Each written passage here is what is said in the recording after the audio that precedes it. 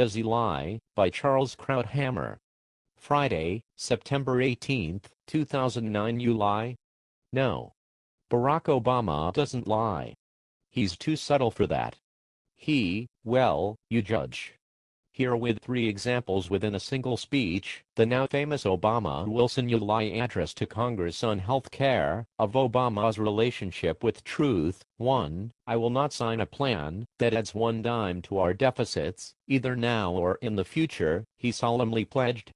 I will not sign it if it adds one dime to the deficit, now or in the future. Period. Wonderful. The president seems serious, veto-ready, determined to hold the line. Until, notes Harvard economist Greg Mencken, you get to Obama's very next sentence, and to prove that I'm serious, there will be a provision in this plan that requires us to come forward with more spending cuts if the savings we promised don't materialize. This apparent strengthening of the pledge brilliantly and deceptively undermines it. What Obama suggests is that his plan will require mandatory spending cuts if the current rosy projections prove false. But there is absolutely nothing automatic about such cuts. Every Congress is sovereign. Nothing enacted today will force a future Congress or a future president to make any cuts in any spending, mandatory or not. Just look at the supposedly automatic Medicare cuts contained in the sustainable growth rate formula enacted to constrain out-of-control Medicare spending. Every year since 2003, Congress has waived the cuts. Mencken puts the Obama bait-and-switch in plain language. Translation: I promise to fix the problem. And if I do not fix the problem now, I will fix it later, or some future president will, after I'm long gone. I promise he will. Absolutely, positively, I'm committed to that future president fixing the problem. You can count on it. Would I lie to you?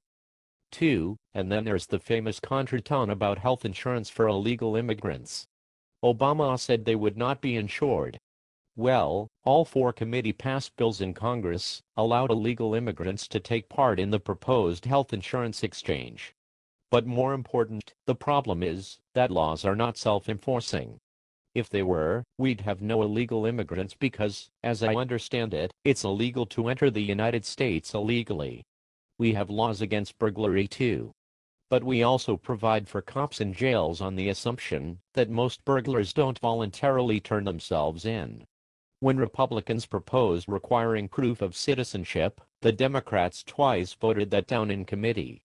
Indeed, after Representative Joe Wilson's You Lie shout-out, the Senate Finance Committee revisited the language of its bill to prevent illegal immigrants from getting any federal benefits.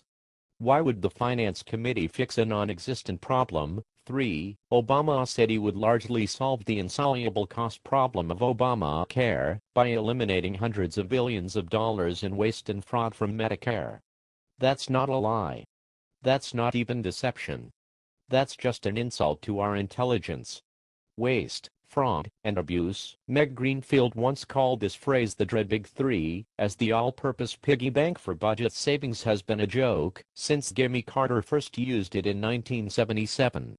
Moreover, if $500 billion is waiting to be squeezed painlessly out of Medicare, why wait for health care reform? If, as Obama repeatedly insists, Medicare overspending is breaking the budget, why hasn't he gotten started on the painless billions in waste and fraud savings? Obama doesn't lie.